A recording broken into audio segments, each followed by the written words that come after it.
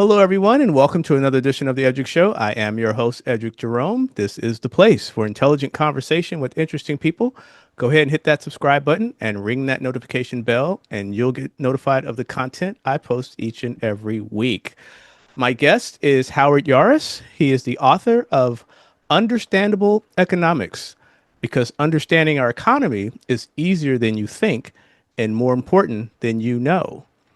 In addition to being an author and economist, Howard currently teaches at New York University, and he's taught various courses on economics and business over the years.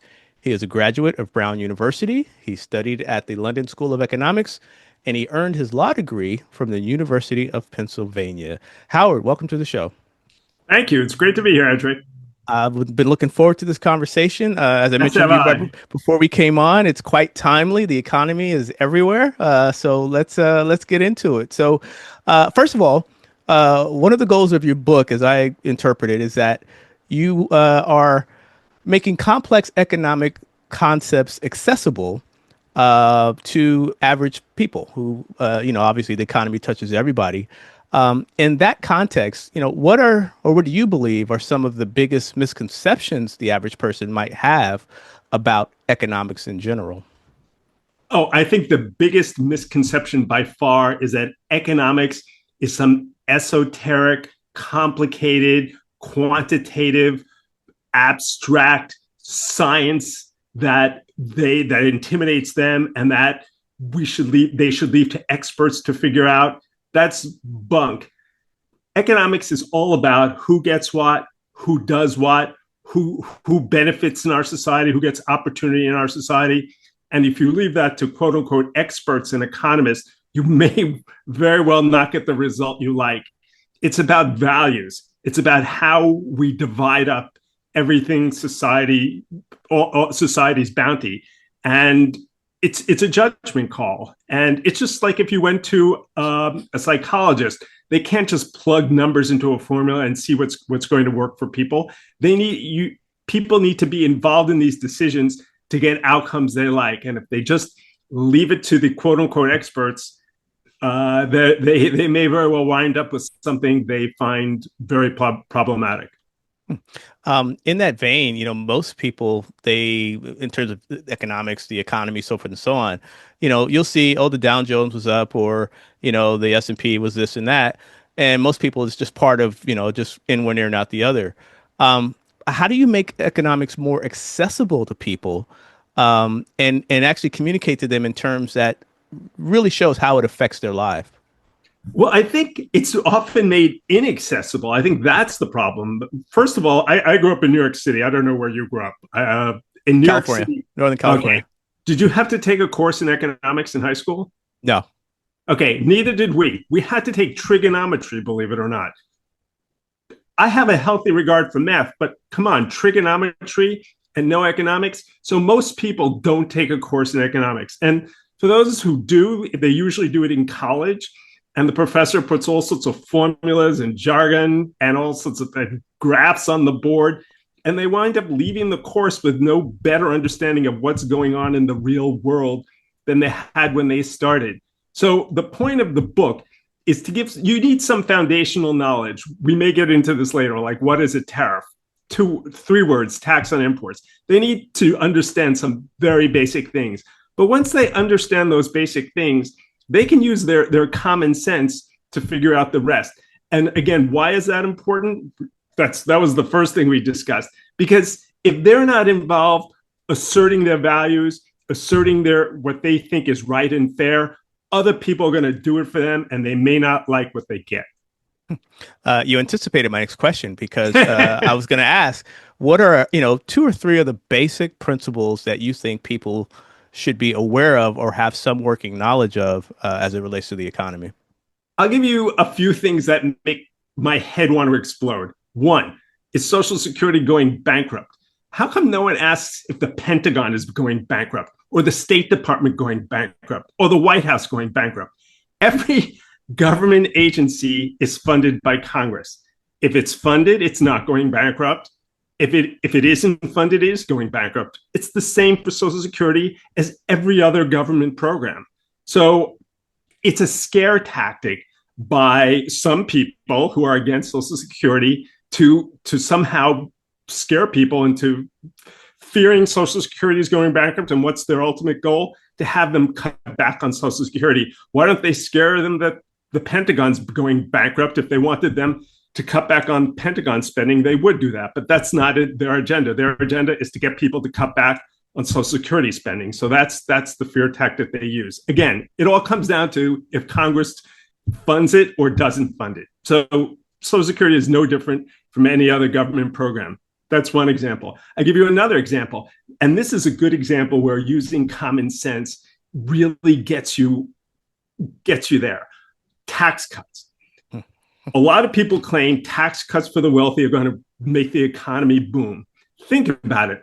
What does Elon Musk do when he gets a tax cut? He runs out to the restaurant and said, finally, we can buy a good steak. No, it goes into his bank account. It gets saved. It doesn't do anything for the economy. What does a lower income worker do when they get a tax cut? They do go out and spend it. They have a whole list of things they've been waiting to buy that they can't afford, and suddenly they can afford it. And now, again, using common sense, what does that do to business when more customers come in the front door buying stuff that they otherwise wouldn't have bought? They have to expand. They have to hire more employees. They have to call up their supplier and say, get me more of whatever these people are buying. That's when the economy expands. And again, you don't need someone with fancy equations to tell you this. If you think it through, you can figure it out for yourself. And that's the goal of the book, to sort of demystify the whole thing and to get people, again, to have some basic knowledge, but with that basic knowledge to sort of figure out what's going on and to see through these false arguments that are often used to scare people to support policies that they really, if they thought them through, would not like. To put a finer point on the tax cut discussion, it really is. There are some inequities in how windfalls, resources, whatever you call them, are allocated. So, for example, you mentioned a millionaire gets a tax cut. Chances are they're going to take a portion of that and invest it, and any proceeds or earnings on that is going to be taxed at a much lower rate as someone who's out working, and it's like a payroll tax. It's taxed at a lower rate. Whereas someone who may not be an investor might save it, and maybe they get, at this point, maybe 3% on a savings account. So there's already inequality. It's multiplied because those funds are going to be exponentially more appreciable for someone who's already wealthy. It's so many levels. Yeah. Speak on that a little bit. Not just one level. I think Warren Buffett pointed out the most problematic level. Why do Warren Buffett, by the way, Warren Buffett, for your listeners who may not know him, has a fortune of about $100 billion. He's one of the 5 wealthiest people in the world. Why does he pay a lower tax rate than his secretary? It's really unfair. His secretary earns her money, her money through wage income, and he earns it through investment income. We tax investment income at a lower percentage than we tax wage income generally. The idea is that I try to be nonpartisan. So the idea is that, well, if you taxed investment income at a higher level, people would be less likely to invest. But I could easily say the other thing. When you tax wage income at a higher level, people are much less likely to work. And again, there are some people, a breadwinner who is 50 years old doesn't have much choice. But someone thinking of retirement or the second spouse in a marriage, should I go to work or should I stay home? Yeah, it does cause people to work less. And the point is, when people work less, the output drops. And let me just address the investment thing. What happens if people don't invest? Well, if businesses really need money to expand, if customers are banging on their door for stuff, they'll figure out a way to get the money. I have every confidence. Absolutely. Another very critical issue facing the economy as a whole right now is what's happening with immigration and its impact. So why do you think immigration is so important to the United States economy? And do you think the current approach, particularly like around deportation, will have a long-term negative impact on our economy? America is a nation of immigrants. That's who we are. We're here. Most of us came here voluntarily, some involuntarily, but we're all here. And we've benefited from I'd say the best economy in the history of the world. And so there has to be some process for that to continue. And there may have been times when not enough attention was paid to the border, but the answer is not to destroy what's made America the wealthiest nation in the history of the world, namely immigration. We need immigrants to keep the economy growing.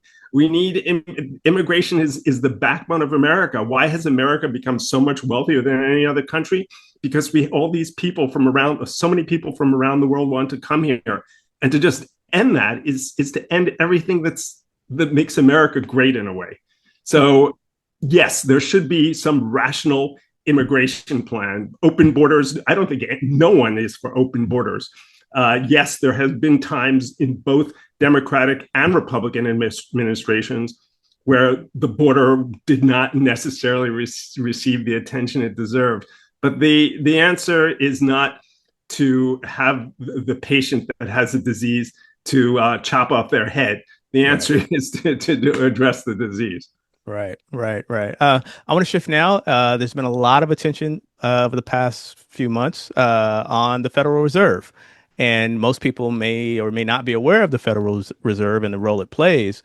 Um, but it sets monetary policy, and it's supposed to be an independent financial fiscal agency, setting fiscal policy.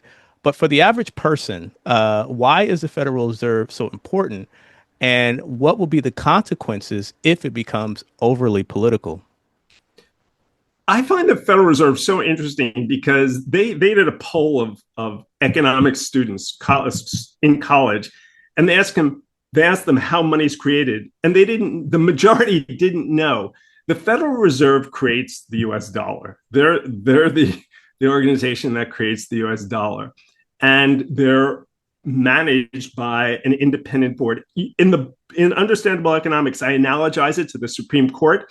It's a group of people, without getting into too much detail, who are appointed by the US president and conferred by the Senate, very similar to the Supreme Court. The Supreme Court justices serve until they no longer want to serve. The governors of the Federal Reserve have very long terms.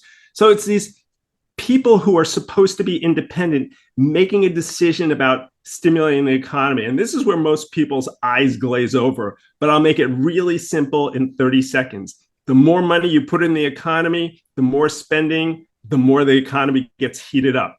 That's not something that's that complicated. And the more money you take out of the economy, in other words, you raise interest rates so people don't borrow money as much.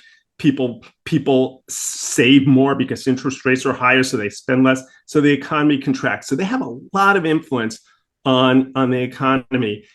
And again, getting back to your question, it's important that they be independent, because otherwise, when the president is up for re-election, they can just dump all this money on the economy. Everyone feels flush and they go to the polls with a really big smile on their face.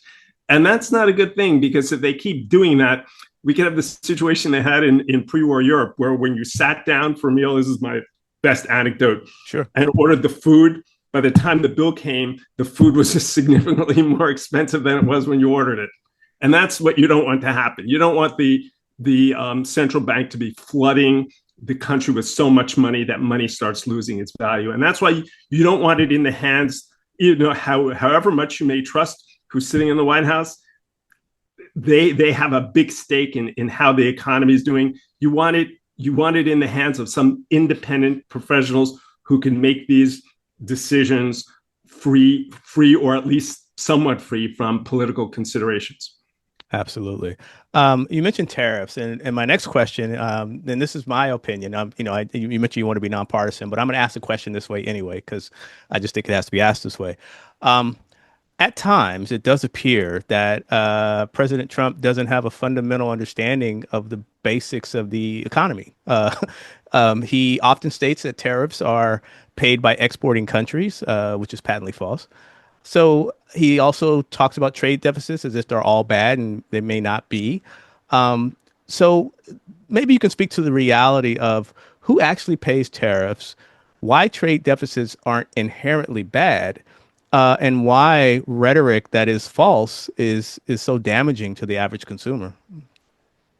Boy, you've asked an enormous question there. Let's start with, what are tariffs?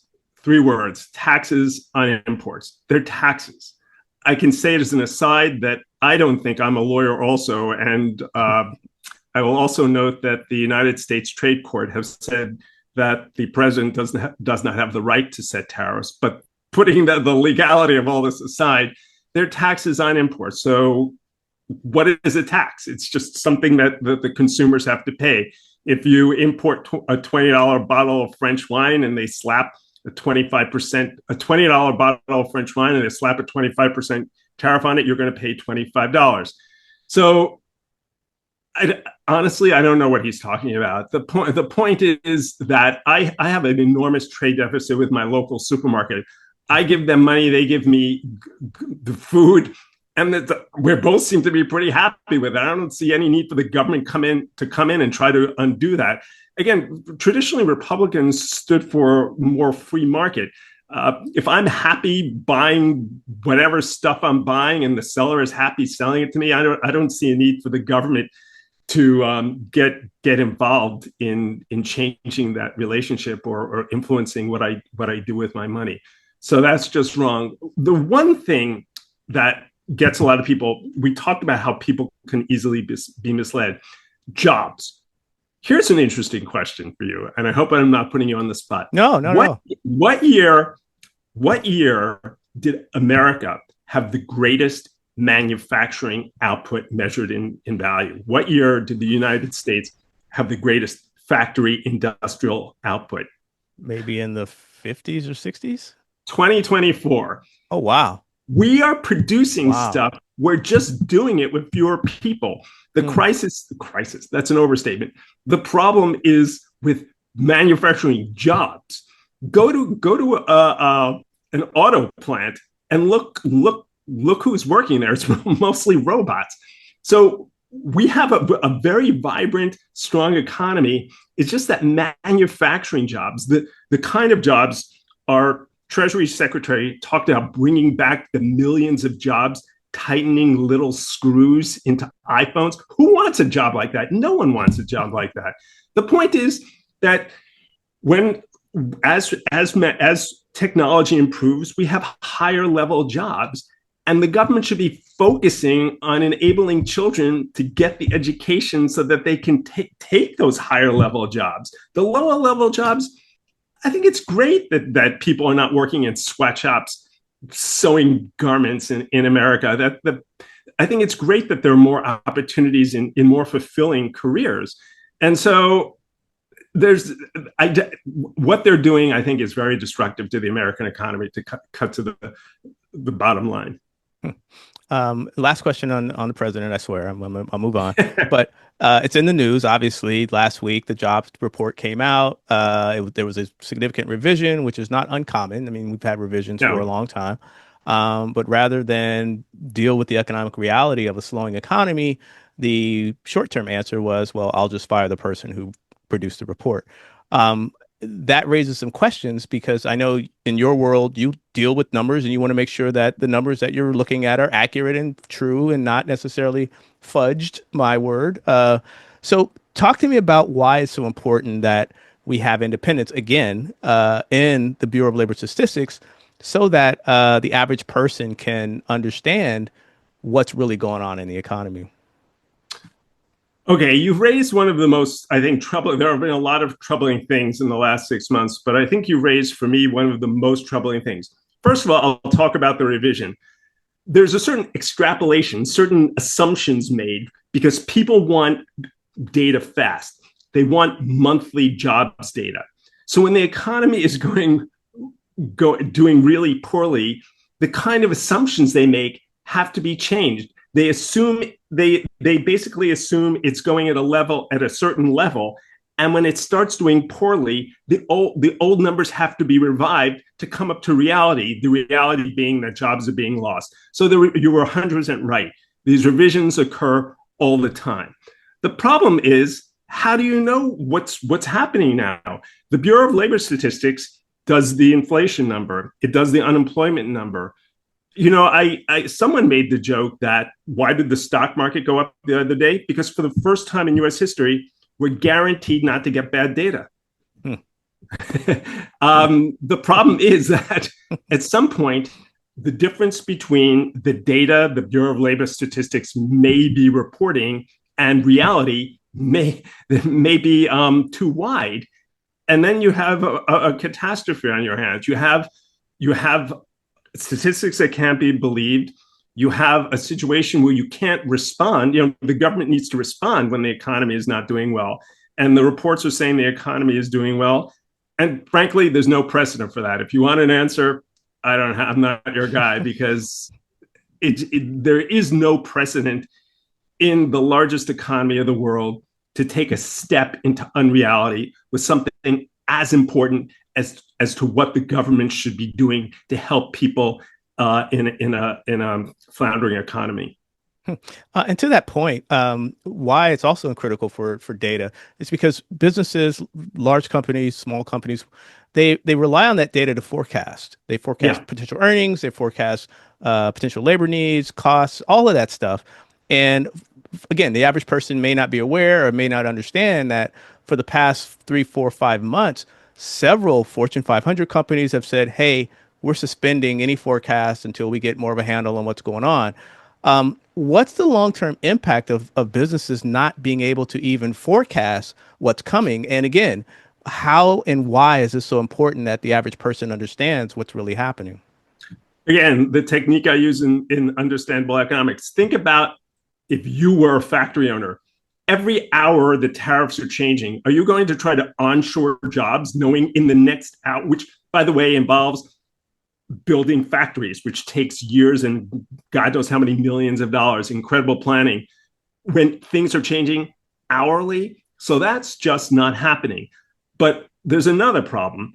So the tariffs are going all over the place, which makes planning impossible. But now it's even worse because the statistics you rely on to decide whether there's going to be a market for more goods and services are unreliable. You just don't know. There is nothing worse for business than uncertainty. Someone told me if someone got elected, and it rang true at the time, as a communist or a democratic socialist, you might have heard that term if Sure, you're following New York City politics, where I am. absolutely. Businesses just adjust. They just adjust. They just do what they need to do. It's when they don't know what's going on, when they don't have the statistics, when they don't have the facts, when they don't know what the tax rates are, they're just stuck, and they can't do anything. They're immobilized, and that's the worst of all situations. And I think that's potentially the situation we're in now. My next question and I apologize, it's a long one, so I apologize ahead of time, but let's go. So the average person might have a 401k or an IRA or some sort of retirement account that's invested in the stock market, right? Yep. Most people pay attention to the stock market or the equities and stock funds, things like that. But given your experience as the former executive VP and general counsel for Radian Group, which is a global guarantor of debt, Mm-hmm. is there an argument to be made that the stability of the bond market is actually more critical to the overall U.S. health of the economy, especially if the purchase of bonds by foreign investors slows or ceases to exist, like China stops buying bonds? That's a good point. The US government spends significantly more than it takes in. Every dollar that the US government spends is either borrowed or taxed. Every dollar. So the taxes are always insufficient to pay for what the federal government spends. It's gotten much worse recently with this massive tax cut that's primarily directed at wealthy people. So there's this huge gap which has to be financed through borrowing. And as interest rates go up and as investors become more skittish about the US and the economy, they're going to insist on a higher interest rate. And that's just going to eat up more and more of the federal budget. It's just going to cost more and more money. And at some point, it becomes unsustainable. And don't ask me what happens when that happens, because we're at a situation you could look to some third world countries and see what happened there. But the United States is different. It's the most dominant economy in the world. And when that happens to the most dominant economy in the world, all bets are off at that point. But I could simply say it's really bad, and we could leave it at that. Do you think there's opportunity for folks to be told about that? Because like I said, most people, the only thing that's sexy to look at is the stock market. But most people aren't looking at bond yields, and how do you make that more That's accessible a to folks? really good point. And the stock market has really held up well. And I think there's a lot going on. Two things. I'll just take two things. One, it takes a while for tariffs and some other things the new administration has done to have an effect on the economy. And in one word, there are lags. It takes a while. Tax on imported goods. Well, it doesn't increase the price on day one because most imported goods were imported a few months ago and are sitting in a warehouse somewhere in America. And so that's irrelevant. So it takes several months for those to filter through. So there are lags, and the people who trade stocks, they're very short term oriented. What are you going to do for me tomorrow? What's the profitability in the next month? So they're very, very short term oriented, and they have models. This is where we get into the math thing, and I make the point in the book that sometimes math and formulas can actually impede people's understanding of the economy. Again, in an economics course, when the professor throws all these equations on the board, I think most people don't get a better understanding of what's going on in the real world. So I think just like in the economics course, where all those formulas can sort of cause people to shut down and not understand what's going on, the same thing with stock traders. They have all these quantitative formulas for how things are doing in the next week or the next month. And the long-term consequences of this unprecedented change in America's role in the world, in how we treat other countries, you can't plug that into a formula. I just want to say one more thing. Sure. Economics is a social science. It's not like physics or biology. And I always make this point.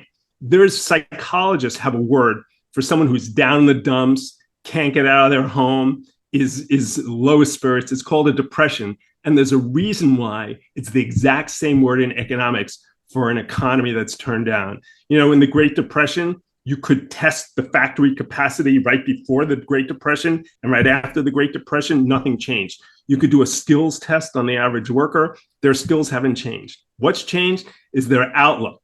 This malaise has taken them over. And you can't put that in a formula.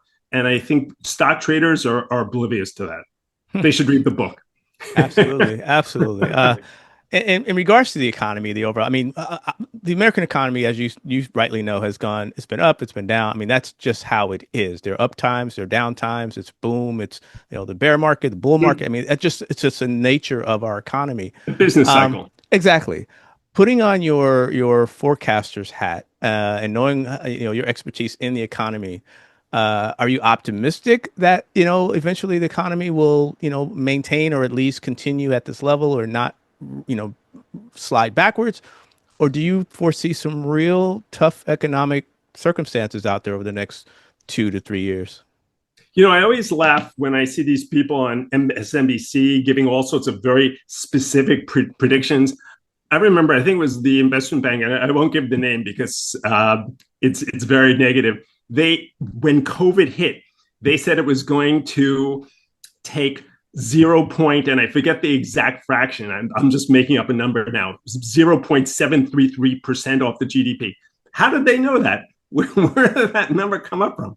In any event, so I'm very skeptical about people who are making all sorts of pronouncements. But here's where I will go out on a limb. Tariffs. What do? They increase prices to consumers. This is just logic. And what happens when prices go up? Consumers spend less. And what happens when consumers spend less? The economy contracts. So you're very likely to have higher prices and less spending and a contracting economy. Would I bet my life on it? No. But that's where we seem to be going. And again, I encourage your listeners to use their own common sense and make their own judgments about what they see. But don't be intimidated. Don't just listen to that guy on CNBC or MSNBC saying, well, this is going to have a 1.73852% effect on some. That's just silly. John Kenneth Galbraith, the famous economist, said, economists make predictions not because they can, but because they're asked. And people want to be on TV. And if they just say, well, I don't know what the what's going to happen, they're probably not going to get invited back. I'm at least encouraging people to make own judgments based upon some basic information that I've given them in the book, and I think we've discussed here in this talk. Absolutely. Just real quick, a couple of quick questions for you. One, on a personal level, what attracted you to the study of economics? Was it growing up? Did you always have a passion for economics, or what drew you into That's this a field of study? really interesting question I've thought about recently. When I was a teenager, I worked in my father's grocery store, and there was a whole wide variety of people working there. And some of the people were over 70 and they were doing like loading stock onto the shelves. And they were there because they didn't have enough money. Their social security wasn't enough to enable them to meet all their expenses. And I felt very sorry for them. And there were some young people working there who, with all due respect to them, I knew they were sort of in dead end jobs and they would continue to be in dead end jobs for the rest of their lives. So I thought about why some people have such opportunity and such resources and such well-being and other people don't. And I became very, very interested in that question. And that's what led me to study economics. Interesting, interesting. Well, Howard, as we wrap up, I want to thank you for coming on the Edric Show. And let me ask you, if people want more info about you or the book, where can they go?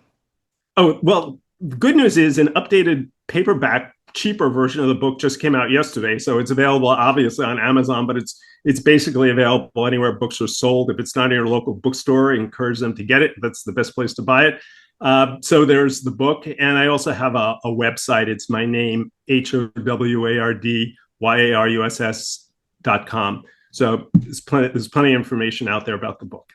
Excellent, excellent. Well, Howard, again, thank you for coming on the Edric Show. I really appreciate your time and I really enjoyed our conversation.